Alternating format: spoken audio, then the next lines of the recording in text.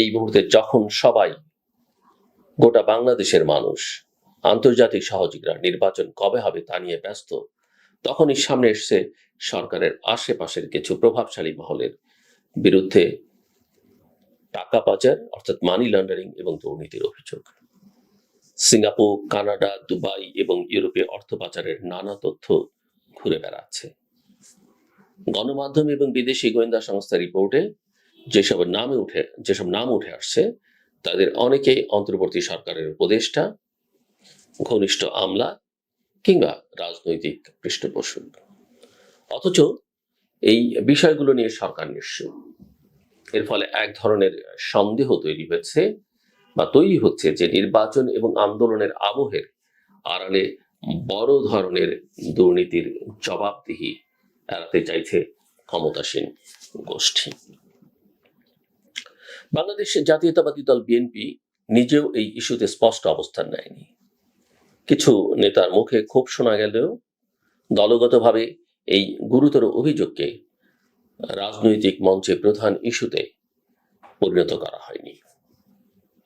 অনেকে বলছেন সরকারের সঙ্গে চলমান আলোচনার আবহে হয়তো বিএনপি নিজেই এই ইস্যুগুলো দাবিয়ে রাখছে। এতে করে আন্দোলনের মূল ধারায় দুর্নীতি ও জবাবদিহির প্রশ্ন আসছে না, বরং সময় নির্ধারণের এক কেন্দ্রিক রাজনীতি যেন সবকিছু ঢেকে দিচ্ছে। এদিকে একটা গুরুত্বপূর্ণ রাজনৈতিক ইস্যু হিসেবে সামনে এসছে বাংলাদেশ জাতীয়তাবাদী দল বিএনপির ভারপ্রাপ্ত চেয়ারম্যান তারেক রহমানের দেশে ফেরার সম্ভাবনা। এক দশকেরও বেশি সময় ধরে লন্ডনে অবস্থানরত এই নেতা এখন দেশে ফিরে আসার প্রস্তুতি নিচ্ছেন বলে খবর বিভিন্ন মাধ্যমে আমরা দেখতে পাচ্ছি। গুলশানে তার জন্য একটি বাসভবন প্রস্তুত করা হচ্ছে। মামলার বাধা নেই, সরকারের পক্ষ থেকেও আপত্তির ইঙ্গিত মেলেনি। অনেকেই বলছেন যে 5 আগস্ট গণ অভ্যুত্থান দিবসের প্রথম বর্ষপূর্তির আগেই তিনি দেশে ফিরতে পারেন। কিন্তু তার এই প্রত্যাবর্তন কি শুধু আবেগের, না এর ভেতরে লুকিয়ে আছে নতুন রাজনৈতিক সমীকরণ? যদি তিনি নির্বাচনের পূর্বে ফিরে এসে নেতৃত্ব দেন, এবং সেটাই হয়তো তাকে দিতে হবে, এবং সেটা দেয়াই সমীচীন এবং দলের মনোবল উজ্জীবিত করেন, তবে তা বিএনপির জন্য ইতিবাচক হবে। কিন্তু যদি নির্বাচনের সময়সীমা নিয়ে অনিশ্চয়তা থেকেই যায়, অথবা দেশের ভেতরে তার নেতৃত্ব নিয়ে প্রশ্ন তৈরি হয়, দলের ভেতর হতে পারে চুপে চাপে, তাহলে এই প্রত্যাবর্তন উল্টো চাপ হয়ে উঠতে পারে বিএনপির জন্য। তারেক রহমান এবং ডক্টর মোহাম্মদ ইউনূসের লন্ডন বৈঠকের পর যে যৌথ বিবৃতি এসছে তা আপাতত এটি রাজনৈতিক সমঝোতা তৈরি করেছে। কিন্তু প্রশ্ন হচ্ছে এই সমঝোতার আওতায়, অর্থাৎ প্রফেসর ইউনূস এবং তারেক রহমানের এই সমঝোতার আওতায় কি এসছে আর বাদ পড়েছে কারা? এনসিপি, জামায়াত, হেফাজত, বাম গণতান্ত্রিক জোট, গণতন্ত্র মঞ্চ, এমনকি সুশীল সমাজের কেউই এই আলোচনায় ছিলেন না। তাহলে কি এই জাতীয় ঐকমত্য আসলে দুই ব্যক্তির মধ্যে কৌশলগত বোঝাপড়া? যদি তাই হয়, তবে তা দেশের নির্বাচনী রাজনীতিকে আরো সংকীর্ণ এবং বিতর্কিত করে তুলবে। এদিকে রাজনৈতিক সংস্কারের প্রশ্নে এখনো কোনো অগ্রগতি নেই। সংবিধানের ধারা 70, তত্ত্বাবধায়ক ব্যবস্থার আইনগত ভিত্তি, সংসদের ক্ষমতায় কাঠামো, নারীদের সংরক্ষিত আসনের পদ্ধতি, দলগুলোর নিবন্ধন প্রক্রিয়া, এই সব কিছুই আটকে আছে কথার মধ্যে। সংস্কার কমিশন নিয়ে যত আলোচনা হয়েছিল তা এখন এক ধরনের মুখরতা হারানো ব্যর্থ উদ্যোগে পরিণত হয়েছে। রাজনৈতিক সংকটের পাশাপাশি আরেকটি অন্ধকার জায়গা আমরা দেখতে পাচ্ছি, হানি ট্র্যাপ এবং মানি ট্র্যাপের রাজনীতি।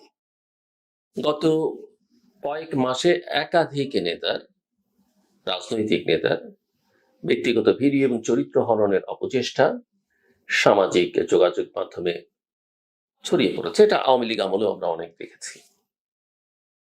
এনসিপি, বিএনপি এবং এমনকি ইসলামপন্থী দলগুলোর নেতাদের নিয়েও উদ্দেশ্য প্রণোদিতভাবে প্রচার চলছে। এটা কেবল ব্যক্তিগত আক্রমণ নয়, বরং রাজনৈতিক সংস্কৃতির ওপর একটা ভয়াবহ আঘাত।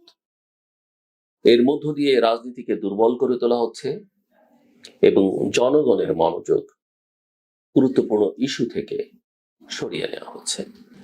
এই প্রেক্ষাপটে প্রশ্ন উঠছে, তাহলে করণীয় কি? আমি মনে করি প্রথমত সরকার এবং বিএনপি উভয়ের উচিত নতুন একটি জাতীয় সংলাপের পথ তৈরি করা, যেখানে সব রাজনৈতিক দল, সুশীল সমাজ এবং তরুণদের প্রতিনিধিত্ব থাকবে। দ্বিতীয়ত নির্বাচনের সময় নির্ধারণ নয়, বরং তার আস্থাভাজন কাঠামো, রোড ম্যাপ এবং প্রক্রিয়াটি জনগণের সামনে স্পষ্ট করা দরকার। তৃতীয়ত দুর্নীতি, মানবাধিকার লঙ্ঘন এবং অর্থ পাচারের অভিযোগে স্বচ্ছ ও নিরপেক্ষ তদন্ত শুরু করতে হবে। আমি মনে করি এসব ছাড়া নির্বাচনের বৈধতা অর্জন অসম্ভব। বিএনপির উচিত তাদের আন্দোলনের কেন্দ্রে সময় নয়, মূল ইস্যু ফিরিয়ে আনা। স্বচ্ছ ভোটার তালিকা, নিরপেক্ষ প্রশাসন, নিরপেক্ষ পুলিশ, শক্তিশালী নির্বাচন কমিশন এবং গণতান্ত্রিক সংস্কার। আর সরকারের উচিত হবে সংস্কারের নামে সময় ক্ষেপণ না করে সত্যিকারের জন আস্থা অর্জনের জন্য কার্যকরী পদক্ষেপ নেওয়া। সবশেষে বলা যায়, আমি কথা শেষ করে আনতে চাই, 2024-25 সাল বাংলাদেশের ইতিহাসে এক সন্ধিক্ষণ। এই সময়ে যারা নেতৃত্ব আছে তাদের হাতে আছে জনগণের আস্থা অর্জনের সুযোগ।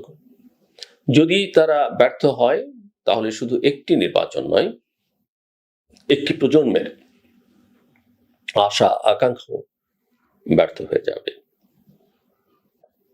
এবং তখন প্রশ্ন উঠবেই, এই নির্বাচন আসলে কার জন্য? জনগণের জন্য, নাকি রাজনীতিকদের নিজেদের অস্তিত্ব রক্ষার খেলা? আসুন আমরা সবাই মিলে এই প্রশ্নের উত্তর খুঁজতে থাকি। তবে শেষ করবার আগে বলি, আমাদের অনেকের মধ্যে একটা প্রবণতা আছে অন্যকে খোঁচা মেরে কথা বলা। অনেক সময় খুব ঘনিষ্ঠ বন্ধু, আত্মীয় স্বজন, সবচেয়ে কাছের মানুষ, পরিবারের মধ্যে সন্তানকে, স্বামী স্ত্রীকে, ভালোবাসার মানুষকে, কলিগদেরকে এই খোঁচা মারা প্রবণতাটা বন্ধ করা উচিত। একটু হিউমারাস হয়ে এক দুবার সেটা হতে পারে, কখনো না কখনো, কালে ভদ্রে। কিন্তু অনেকের মধ্যে এই প্রবণতা হচ্ছে প্রায়শই, যেখানে পাই এটা তার ধরনের মজা।